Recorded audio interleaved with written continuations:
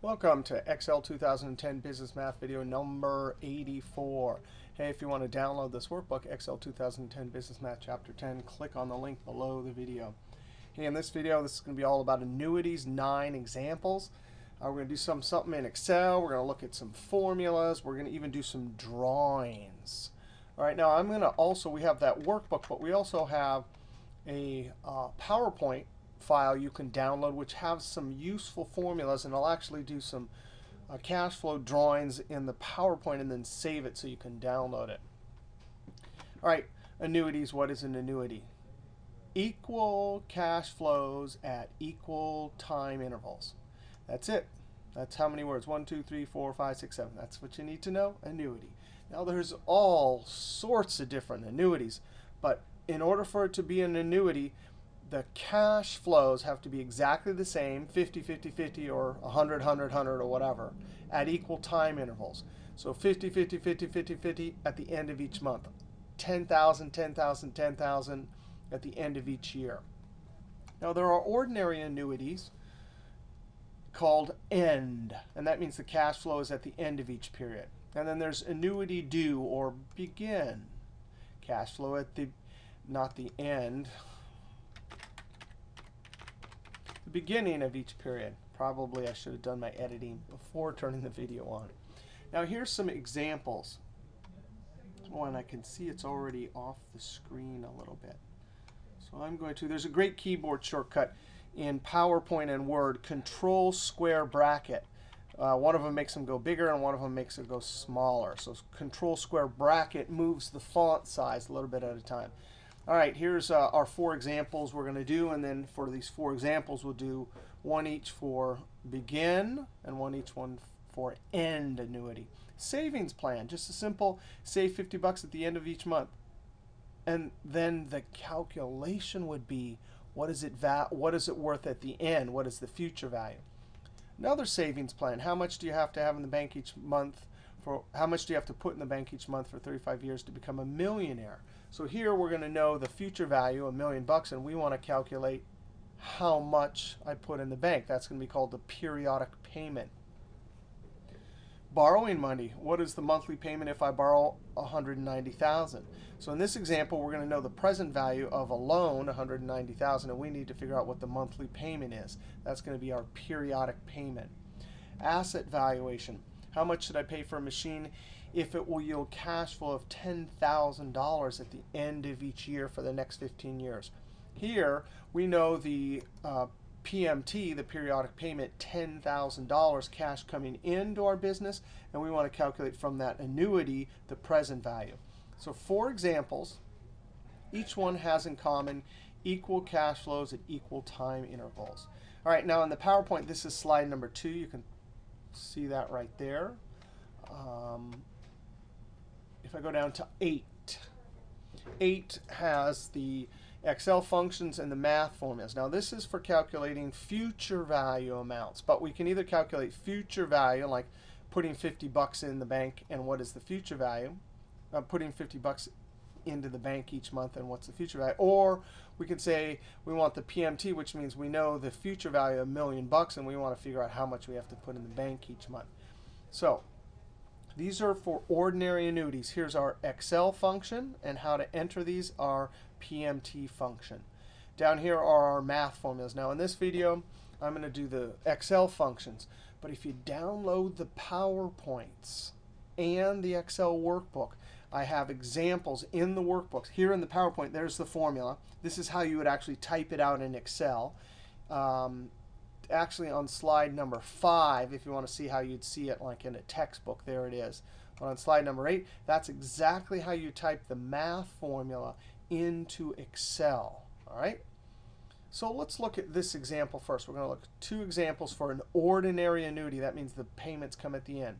Future value and PMT. Now I want to go over to the Excel workbook. And actually, I want to start on the sheet variables. Before we look at our examples, I just want to point out, and we've already done a bunch of math in Excel, but here on this sheet variables, here's the name for each one of the variables we're using. Here's the math symbol, and we've seen PV, annual interest rate, number of compounding periods per year, years, period rate, total number of periods. Oh, there's a new one. PMT, that's going to be the periodic payment. Periodic payment because it's going to be exactly the same amount with equal time intervals in between. That's PMT. Future value we've seen before. Type of annuity. We're going to see this new argument. There's nothing in our math formulas. The math formulas are actually different for each one of these. But in Excel, we use the same function, but we just tell it what type, whether it's begin or end. So I'm going to look down here. Ordinary annuity end. PMT made at the end of each period. You either, for the type argument, and we'll see it in just a moment in our functions, it's going to ask for the type. If it's an ordinary or the cash is coming at the end, you put a 0, or you just leave it blank. We're going to leave it blank because that's easier. Now, the reason that an ordinary annuity is called ordinary is because many of the annuities that we deal with are always at the end of the period. So they called it ordinary because this is the ordinary type. However, for the type argument, if we have an annuity due or the cash comes at the beginning of the period, like for leases or rent where you have to pay your first month up front. Oh, that's cash flows at the beginning of each period. The PMT made at the beginning of each period will have to put a 1 for our type. All right, let's go over to the sheet, FV Annuity End. And our first example, we're going to put money in the bank. This is our saving example. And if you scroll over, you see here's exactly from our PowerPoint slides. I'm going to put $50, that's the PMT, into some savings vehicle, whether it's a savings account or a stock index fund or something like that, for 50 years, each month. Now, I'm going to assume a big interest rate because over 50 years, history tells us that, you know, if you're investing in stocks and bonds over 50 years, you can potentially earn 13%. Now, I'm shooting this in 2011, and since 2008, we've had nothing but horrible returns. We're in one of those periods in history. If history is any guide, meaning the past 100 years is any guide for the next 50 years, then we might be able to earn something like this. After we're done with our calculations, we'll change it to something smaller and see how it changes our answer. All right, and we're going to make our calculation here. PMT, and we want to ultimately calculate the future value, which is the amount we have at retirement. Now, I'm going to draw a picture. For annuity, sometimes it's helpful to draw a picture, a timeline. So I'm going to go over to PowerPoint. And I'm going to go down to slide 13 and hit Shift F5. And I'm actually going to draw a picture here. Now, let's see if I can get this right. Screen pointer in color. All right. So here we're going to draw a little timeline. Savings plan. Oh, I'm so terrible at using this. Right, and so we're going to have a little timeline here, 0 all the way. And now, this is going to be in months, so the time is going to be months. This is 0, 1, 2, 3, dot, dot, dot, dot. And this is 50 years at 12 months each, so we're going to end up at $599, $600. I think 50 times 12 is 600. Yeah, so there's a lot of payments. And here's the deal. At time 0, we don't have anything because this is n. So here, the PMT equals, and it's a cash flow, minus $50 because it's coming out of our wallet into our bank account. And then each period we continue this. We just continue this, dook, dook, dook, dook, dook, even to the end. And the way our calculation works is we put in 1 at the end also. And so the question, so this would be minus 50. All of these are all minus 50. Minus 50. These are all the PMTs. But at the very end, we need to calculate the future value. And so what is that? So that's our picture of time. Just minus 50s ever out of our pocket into the wallet, into the bank, or into the index fund, or into your manager, or TIAA-CREF, or whatever investment firm you use. And then we want to calculate this at the end. All right, so now I'm going to go over to Excel. We first need to calculate our period rate. So I'm going to calculate, 13% divided by 12. All right, annual rate divided by number of compounding periods per year. 0.08333333. And why don't I turn that off? I don't have that off button. All right, and our total number of periods, years times total number of periods. Omitted. So we click here, and what do you think the name of the function is for future value?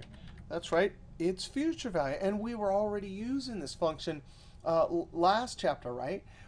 But the difference is this chapter, chapter 11, we get to use PMT, which is an annuity payment. All right, so we got our period rate, comma, total number of periods, and now the PMT. Well, guess what? It's negative because this is cash coming out of my wallet.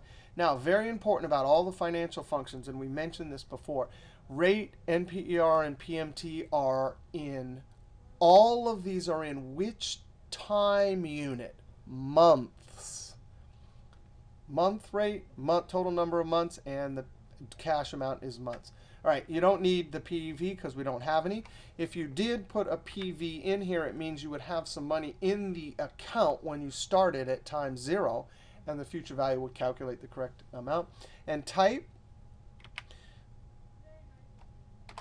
right there, either 0 or 1, but we know that the default is end, and so we never need to put anything in. Now I'm going to backspace, backspace. I don't need any of those. For this particular calculation, we only need the first 3 arguments, close parentheses, and enter. All right, and so there it is. That's a huge amount. And off to the side, what's the total amount that you put in here? Whoops, the total amount. This will be stunning, right? Well, we put in 50 bucks 600 times. That's the power of compound interest. And what did we say earlier in this class? What is the variable that affects compound interest the most? It is time. 50 years. Now, you have to start early. So those of you that are in your 15 to 20-year range, start now. 50 bucks, and there you have it. Now, let's just change this. Point 1, right? History tells us in finance, even if you're investing really, really conservatively, maybe you earn 10% over that period, right? So that's still 866 or 0.09, right? $500,000, and you only put 30,000 in. Even if you 0.08, so that's a good deal. 30,000 in over your life, and then you get this little chunk of change at the end. And remember, that little chunk of change, you don't take it out and spend it all at once. You actually go leave it in the bank and take some out each month. So that amount will still be earning interest. And actually, our last example in this video will do exactly that. OK, so that's our first example. Now, let's look at our second example for savings. We know the future value amount, but we want to figure out the PMT. Now, I'll do another drawing over here. I'll go over to PowerPoint. This second example would look like this, right? I have this line, and it's 35 years, right? So I have time 0. It's in months, and I have these 1, 2, 3. And then over here, oh, I know the future value. That's equal to, and I don't know it, but it's equal to 1, 1, 2, 3, 1, 2, 3. So we got $1 million. And our question is, what's the PMT? Remember, we have PMT. And these will be negative because this is the question here is how much do we have to put in each period? So each one of these we're calculating. We're calculating the PMT. All right, so we'll go back over to Excel. And we'll calculate our annual rate, 13 divided by 12. Equals, we have 35 years times our number of compounding periods per year. PMT, oh, we get to use the PMT function for the first time. Now notice something profound about how they program these financial functions. We've used FV and PV, and now we're using PMT. But the arguments are all the same for all of these functions. So once you learn one, you kind of have an easier time with all the rest. So our rate, we already know by this time in the class, that's period rate. Total number of periods, we know that's NPER, comma, present value. We don't have any present value, so what do? Our rule is we skip it. We type a comma. And then future value, that is a positive amount. I want this coming into my pocket on the day I retire. All right. Now, because the future value is positive, then PMT will spit out negative. And there it is. It tells you $118.60, the power of compound interest. Now, we're using the functions. There's examples of the math formula if you want to see that there. Now, I'm not going to draw pictures for the Begin, but let's go over to the FV Annuity Begin. And I've already done the rate and total number of periods. We've done that so many times in this class by now. Let's figure out slightly different. I'm not going to put this in at the end of each month. I go to the bank and I say no, or whatever investment vehicle it is, and I put 50 bucks in right now. There's only one difference. For our future value function, we simply have to tell it what type, and it will do the heavy lifting. So the rate, period rate, total number of periods. PMT, that is a negative. PV, we don't have any. And type. Now, it's cool they have this little drop down to ask you, is it at the end or the beginning? You can click it and put a 1 in. And that's it. The math gets a little bit more complicated there. You can check that and use the PowerPoint and if you want to learn how to do that. Let's do the same savings example. $1 million. The only difference is we put money immediately in the bank. So this is going to tell us how much we need to put in the bank, but we're not waiting until the end. We're going to do it right now. The name of the function, if you're calculating the monthly periodic payment, no matter what the time period is, PMT. Ours happens to be a month. We'll do one in a while that's a year. All right, so we have our rate, comma, total number of periods. We don't have a present value, but we do have a future value, so we have to hit comma to skip that. Future value. And that is positive because I want that coming into my pocket when I retire. This PMT will be negative because it's telling us how much we have to deposit in the bank at the beginning of each month. Comma, and then type. Oh, yeah, begin. Control Enter. $117.33. Now, for the Begin, you can imagine when you have a Begin annuity and you're doing the same thing, savings plan, this amount better be a little bit less than End because I'm putting something in the bank right now. And so that amount starts earning interest immediately. So this better be a little bit less. If we go back over here, yeah, it was 118. Same with this. If we're doing it at the end, this is the end sheet, right? So we did this 50 bucks at the end of each month. This amount better be a little bit less because when we go over to the future value annuity begin, this better be, I changed the numbers. Let's see, what was it? 0.08. Yeah, 0.08. So that's 396. This one's 399. So because this is our Begin, remember we had type 1. Because it's a Begin, we put money in earlier, and so then that eventually accrues, and the end amount, the amount at retirement is going to be a little bit bigger. All right, so that's 2 examples for future value annuities, both for Begin and End. And we did a savings plan where we knew the PMT and we wanted to calculate the future value. And then we knew the future value, but we wanted to calculate the PMT. Let's switch gears. Let's move ahead in our sheets. We want to talk about present value of annuity. And these are, again, exactly like over in our PowerPoint, our very first slide we looked up here. We did these 2. This is slide number 2. We did these 2 examples. Now we want to do these. Borrowing money, what's the monthly payment on our loan? Asset valuation, cash coming into our business at the end of each year, how much should we pay for the asset today? These are both examples of present value because we will know the present value in the borrowed amount. That's when we go out and get a loan, right? What's the present value of that loan? $190,000. For this one, we'll talk about that, but we're going to be calculating the current asset value, which will be our present value. Now let's go to slide 10. Slide 10 has our formulas. Now we're calculating either the present value of an annuity or the payment for a present value annuity. And we're going to do the ordinary annuities first. There's the Excel, there's the math. Let's go over to Excel and see our example for our loan. All right? So I'm on the sheet PV Annuity End. And it's end because most consumers' loans are you pay your amount at the end of each month. All right, so we borrow $190,000. We're going to have an annual rate of 4.19 for 15 years. Compounding periods per year, 12. Now, it might be useful to calculate a drawing here. Let's go over back to our PowerPoints. And actually, I'm going to go to the end. We did some drawings on slide 13. Let's go to slide 14 and do some drawings. Looks like I already started this one here. This is for our loan. Well, with a loan, we're going to have it's time, and this one's still monthly, right? We have 180 payments. So maybe I should draw this one over here. And we start at time 0. And remember, this is months. And then there's 1, 2, 3. These are all PMTs.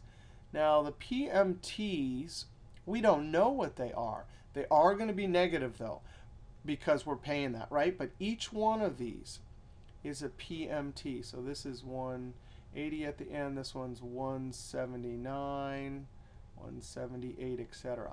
And our goal is to figure out what the PMT is. I don't know what it is. But guess what? I know at time 0 what the present value is. The present value is 190. And guess what? That is a positive cash flow. When you go to the bank and say, hey, bank, I need to borrow $190,000, even they give it to you. So it's a positive into your pocket. And it doesn't matter if you immediately turn around and throw it at the person you bought the house from. This transaction is between you and the bank. The bank gave you the $190,000, so that's a positive into your pocket. All of these PMTs each period will be out of your pocket. All right, so let's go to Excel. Let's make our calculations on the sheet PV and Annuity End. We have our rate divided by number of compounding periods per year. Years times number of compounding periods. Now, this is going to be end. And guess what? We're going to use the PMT function. Now, we just used the PMT function a second ago for future value, right? We're going to use this one for present value. No problem. Look, the arguments are so polite. The same in all of these financial functions. The rate, comma, the NPER, and here's where we put our present value. Now, the present value is positive because, again, the bank gives you the money, so it's into your pocket. We don't have a future value, and the type we're not going to put in because the default is pay at the end, so we just leave it out. Now, this PMT is going to pop out negative. Why? Because you are paying this amount. So there it is. You have to pay $1,423.57 at the end of each month. That's an example of present value of annuity where we're calculating the payment amount. Let's look at our next example. All right, so we have cash. We've estimated, and since this is about the future, it's all estimating. In a finance class, we try and do that, estimating. But we've estimated $10,000. We're going to buy a new machine, right? It's going to give yields $10,000 at the end of each period. So we're going to calculate the present value. We know the PMT. This is positive cash coming into your business. And we're going to calculate the present value of those future cash flows and get an estimate of what we probably should pay for our machine or asset. Now I'm going to go over to PowerPoint. How about this one? And let's do a drawing for this second. And we have, actually, I'm gonna go to the next slide. And I'm going to do it here. All right. Here, what do we know? We know PMT. This is going to be 15. Each one of these is going to be a year. So the actual units on this time scale is going to be years.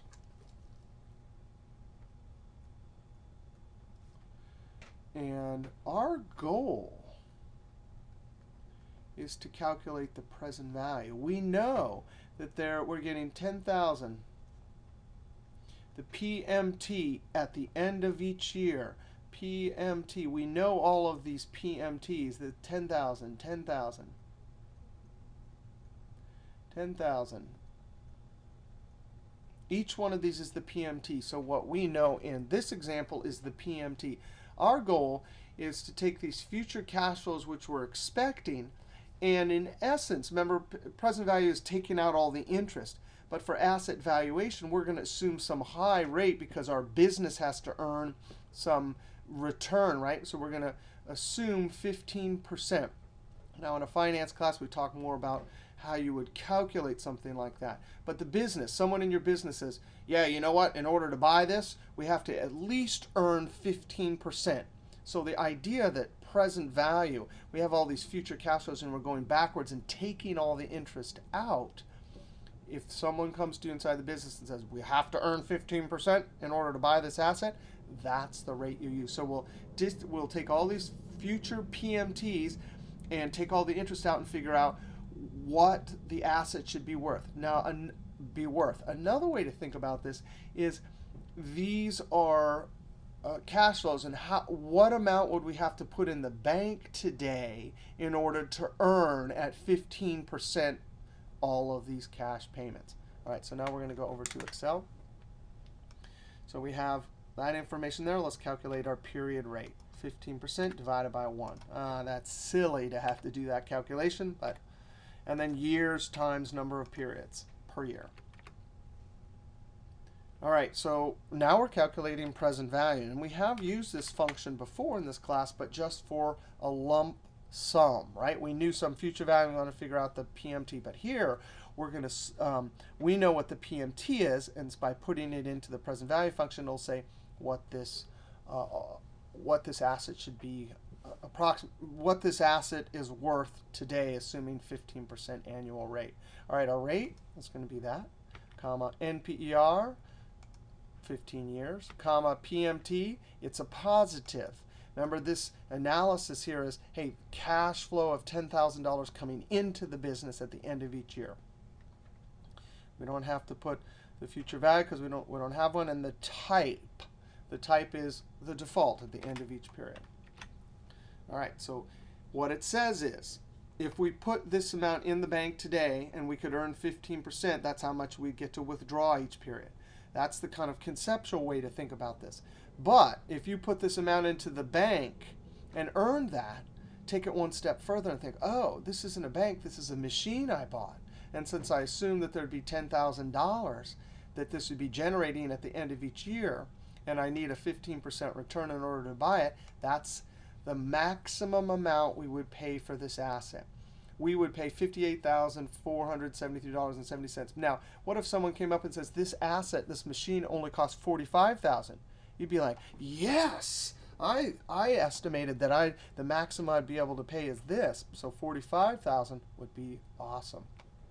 All right, so those are two examples for present value of annuity. And let's go over to present value of an annuity begin. Now, here's our PMT. If you were going to make a payment right now instead of at the end of each month, the only difference would be we'd use our PMT because we're solving for the loan payment rate, comma, periods, comma, and the present value. It's positive because the bank gave it to us, comma, we skip over the future value, comma, and we put a 1. Now, I'm going to link this to the cell right here. And what's cool about that is that you can then change it. The payment is $1,418.61 if I pay my first payment right now. If I pay at the end of each month, it goes up from $418 to $423. All right, so that's the loan example. Let's look at our asset example. Again, the only difference from what we just did is when we do our present value calculation, we're just going to put a 1 in to say these cash flows are at the beginning. Present value, I got my rate, periods, the PMT, it is positive, comma, to skip over the future value, and then comma, we want to put a 1, and I'm going to link it right here. And so 67,244. If, notice, this is cash. We're buying this asset. Going to generate the cash. If all of a sudden it generates 10,000 right now, then if we put a 1. If it was a 0, notice a big difference. Now, usually when you're buying an asset like this, it is going to help generate cash at the end. But this is just to illustrate that there is this this is an annuity due, which means we get the cash right now. This is an annuity end. That means the type of annuity. All right, one last example. We're going to go to PV Annuity End. And if we go back over to our PowerPoints, slide 12, this is the PMT example for withdrawing an amount during retirement. And it's another present value example.